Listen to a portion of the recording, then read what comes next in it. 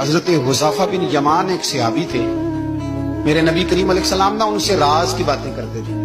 ہر بندے کا آزما ٹھیک نہیں ہوتا، سب سے راز کی بات نہیں کرنی چاہیے۔ حضرت حذیفہ بن یمان کہتے ہیں حضور راز کی باتیں بتاتے ہیں۔ مدینہ منورہ میں جو منافقین تھے ان کی لسٹ بھی نبی پاک نے حضرت حذیفہ بن یمان کو دی تھی۔ جب کوئی مشکوک آدمی مر جاتا نا تو صحابہ کہتے ہیں ہم دیکھتے اگر حضرت حذیفہ نے جنازہ پڑھا ہے تو ہم بھی جنازہ پڑھ لیتے۔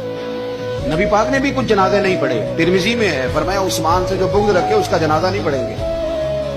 حضرت حذیفہ بن یمان اگر جنازہ پڑھتے تو لوگ پڑھتے، وہ نہ پڑھتے تو لوگ جنازہ نہ پڑھتے۔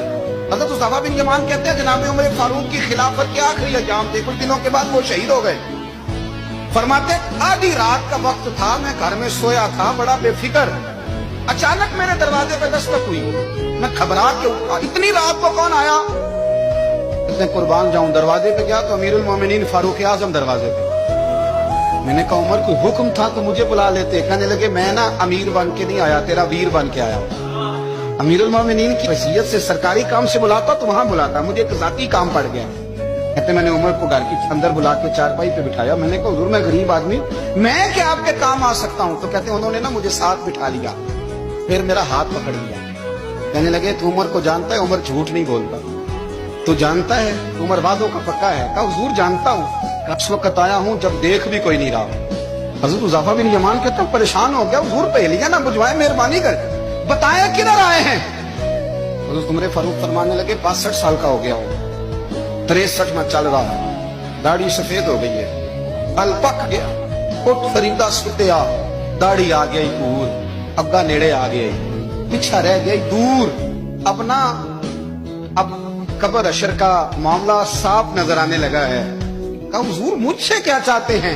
حضرت عمر رو پڑے، کہنے لگے آج میں عشاء کے بعد نکلا ہوں تو نبی پاک کے صحابہ مجھے نیک کہہ رہے تھے، پھر میں نے بچوں کی ماں سے اور بچوں سے بھی پوچھا ہے، وہ بھی مجھ سے راضی ہیں۔